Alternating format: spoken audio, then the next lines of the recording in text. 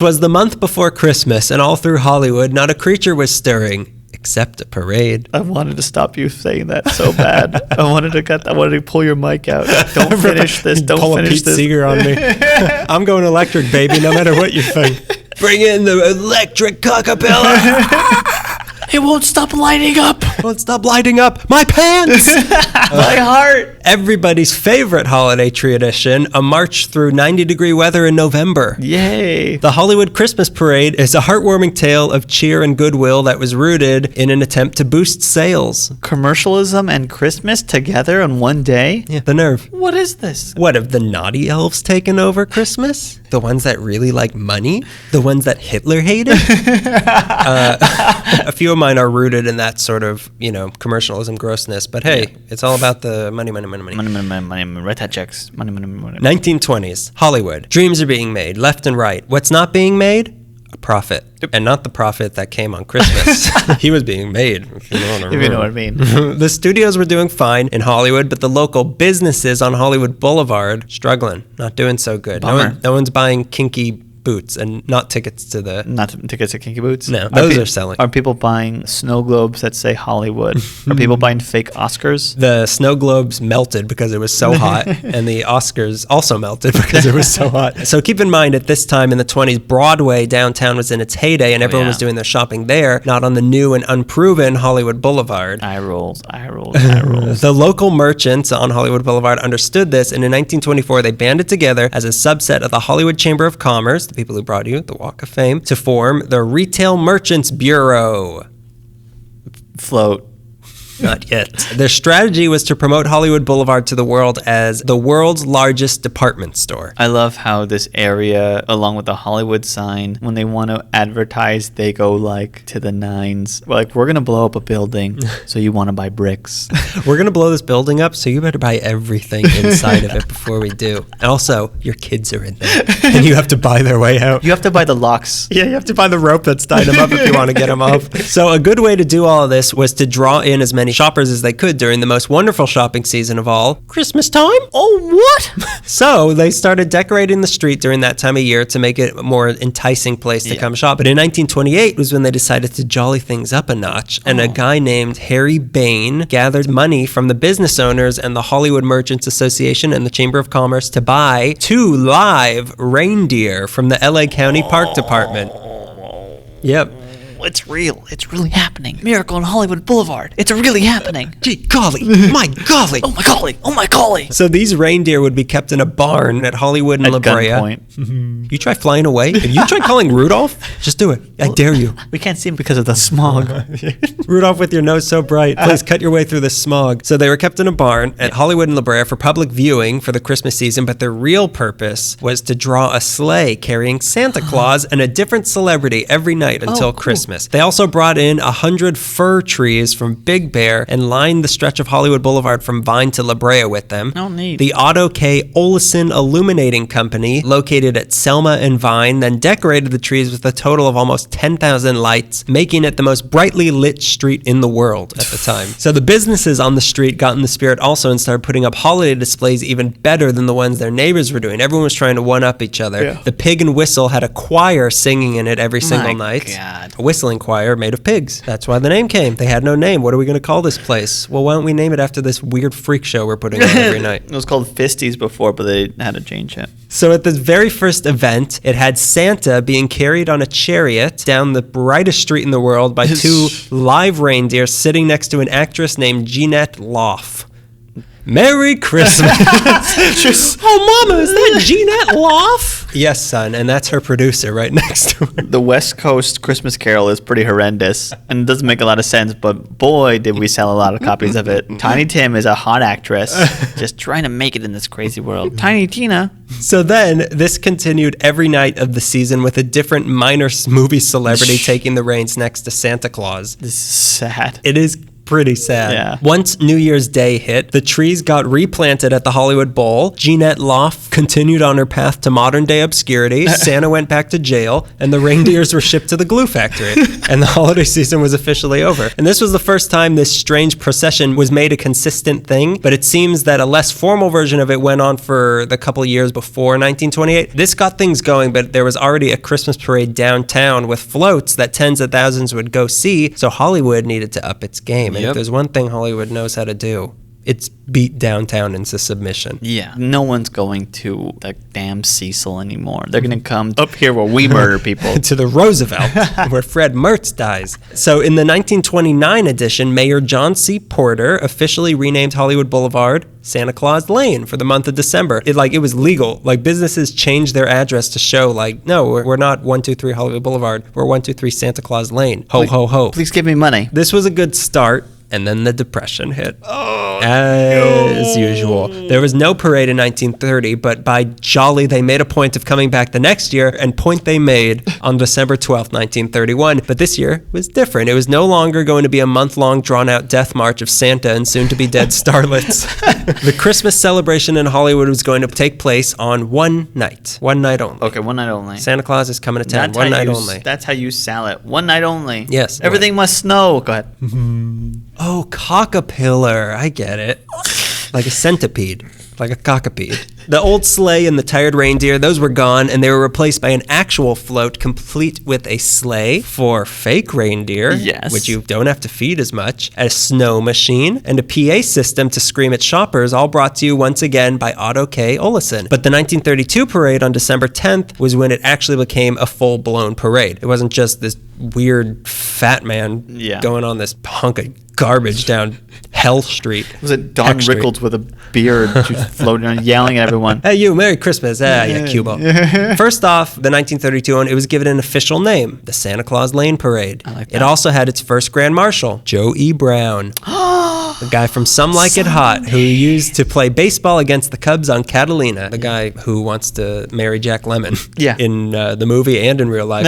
He wouldn't let the character go. Stop calling me friend. Oh, but I can't. On the float with Santa were Gloria Stewart, who would grow up to be the old lady from Titanic, and Lawrence Grant, who would go on to be in a couple of Universal horror movies. Anything good?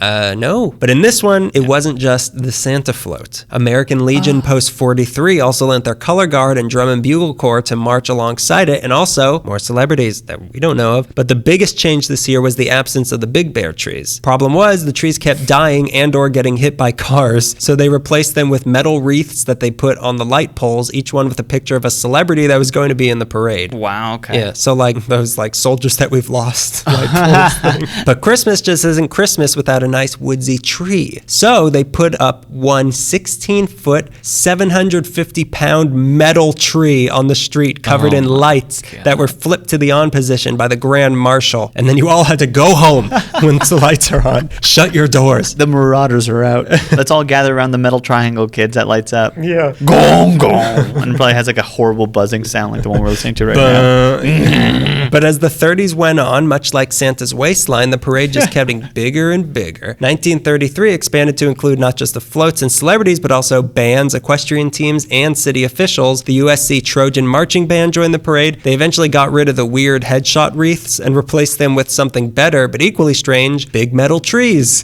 covered in 160 lights, each placed on top of the light bulbs, so they look like giant astropops. And by golly, if people didn't lick them. Just like palm trees more. That's all. No, we want to be the East Coast. It doesn't make sense. We have a different climate. Grapefruits. The celebrities started getting a little better also. The 1936 parade had Betty David, as I wrote down here, wow. Betty Davis as Grand Marshal. All of Betty David's movies. All about Steve. So Betty David was Grand Marshal, and the ever-present Mary Pickford cut the ribbon to start that parade. What year was that in? 1936. Some other celebrities in it during this era were Rudy Valley, George Burns, Gracie Allen, Basil Rathbone, Roy Rogers, Jack Benny, chauffeured by Rochester, and Bing Crosby. Bink Crosby? Binky Crosby. Old Binky Crosby. The parade as a local cultural event was really picking up steam, but then World War II hit, and they needed that steam to make bullets.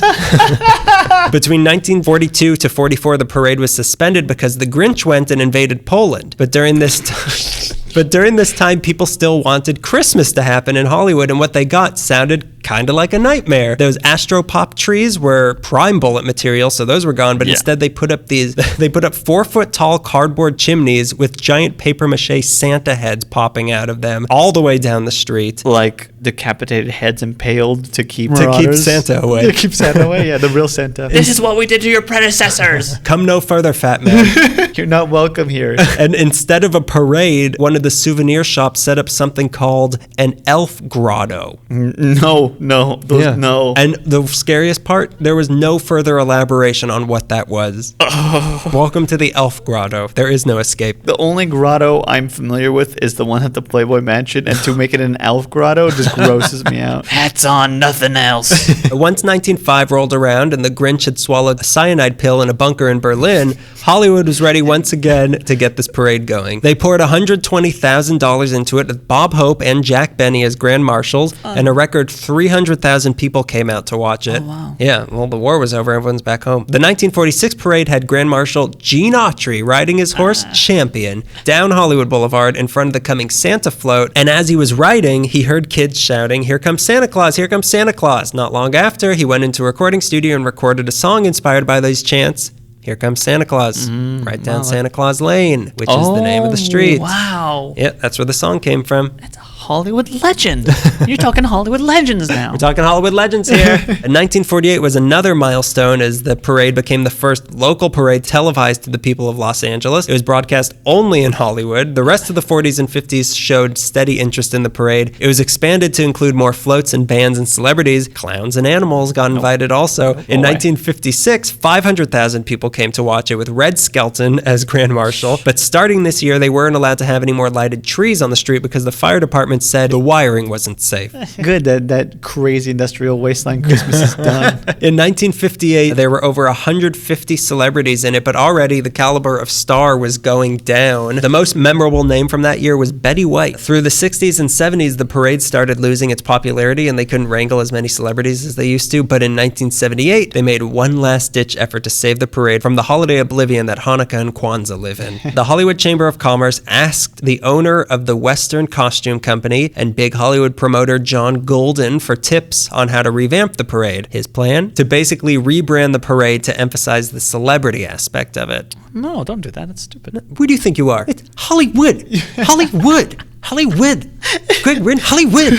So celebrities were always the big draw, but now the celebrity glamour allure of Hollywood itself was the selling point, which is why they renamed it the Hollywood Christmas Parade. Santa Claus doesn't sell anymore. It pretty much became a marketing tool the same way that the Walk of Fame is, only now instead of selling businesses, they were selling Hollywood itself. The second man they went to revamp this thing was future honorary mayor of Hollywood, Johnny Grant, who at the time was simply vice president of public affairs for KTLA, and he convinced KTLA to broadcast the parade, allowing it to be seen not just locally, but by a national and international audience as other stations got on board also. Johnny Grant also convinced Gene Autry, who was always a big supporter of the parade, to give a lot of money, and he also started hosting big after parties to get more celebrities interested in participating, if for nothing else than just to go to this weird after party. Yeah. During this era, they managed to pull in people like Jimmy Stewart, Charlton Heston, Sammy Davis Jr., Clint Eastwood, Leonard Nimoy, William Shatner, where one is, you will find the other, Arnold Schwarzenegger, and both, get this, Mickey and Minnie Mouse. Mickey and Minnie. Minnie. Oh, Minnie. Ooh la la. Ooh, Mickey. Oh, I didn't see you there, Mr. Mouse. Oh, I apologize for being fresh with your lady friend here. Just her ears are so appealing. The 1978 parade was so big that 50,000 people got turned away from watching it because it was too crowded. In response to that, in 1979, they expanded the parade route to include a part of Sunset, also making the total parade route 3.5 miles long. But for whatever reason, Hollywood just can't sustain its interest in Christmas. Every few decades, people lose their religion. They lose the faith in Christ. Sinners, all of them. Brimstone, die in it. Come to the Illuminati. We welcome you. Leave your inhibitions at the door. It went on consistently through the 80s and 90s, but slowly the caliber of celebrities started to fade again until 2004 when NBC did a whole special on the parade and nobody cared. Then in 2005, they stopped showing it on TV because it wasn't worth the cost to broadcast it. Then in 2006, they barely had any celebrities who wanted to take part in it, and they lost $100,000 $100,000 putting it on. And then finally in 2007, it was canceled briefly before the LA City Council voted to sponsor it and kept it going, although now under the name the Hollywood Santa Parade, because the Hollywood Chamber of Commerce owns the rights to the name Hollywood Christmas Parade. But a couple years after, the Chamber of Commerce got back on board and they gave the name back. It's not as popular these days by fans or celebrities. It used to be a sign that you've made it to be a part of this parade, but now it's just guys from The Bachelor and things like that, which they have made it. Yeah. But still, it's called the largest celebrity parade in the world. And for that, they cover a part of Hollywood Boulevard in red carpet. They don't cover it in white fluid as the Gay Pride Parade once did. Snow? The carpet in 2013 set the record for the longest red carpet ever at cool. 60 feet by 900 feet, which is still not long enough for me. But still, the last few grand marshals have been mostly cool. Last year was Penn and Teller, but before that, it was Stevie Wonder, Ooh, my that's favorite fun. magician. And before that, it was Buzz Aldrin. Really? Buzz. Old Stinky himself. Stinky. I just like to put nicknames on He's people. not stinky. Just He's because on the the moon is moon. made of stinky cheese, you think he still smells like He's that? stinky. You can't get rid of that thing. If you want to go watch it, it's always held the Sunday after Thanksgiving. Okay. If you want to sit in a grandstand, tickets range from $45 to $85 and it lasts about 2 hours. If you want to watch for free, you can line up on the parade route, which starts in front of the Chinese Theater, goes east on Hollywood to Vine, makes a right down Vine to Sunset, and then a right and goes down Sunset to Orange in front of Hollywood High School. From what I hear, the Sunset part of it is less crowded. Over 1 million come to watch every year. They show it on TV again on KTLA and apparently Hallmark also, but I watched the last year's version on KTLA and it's like so heavily edited. It's like, here comes Kermit. Okay, bye Kermit. Here's Star Wars. Bye Star Wars. Here's the concept of Star Wars. This year will be the 85th one on November 27th at 5 p.m. I don't know how to end this story any other way by saying that supposedly NBC discovered David Letterman when he was helping broadcast this parade one year. Wow. They saw him doing that and pretty cool. like, hey, this guy's wacky, fun.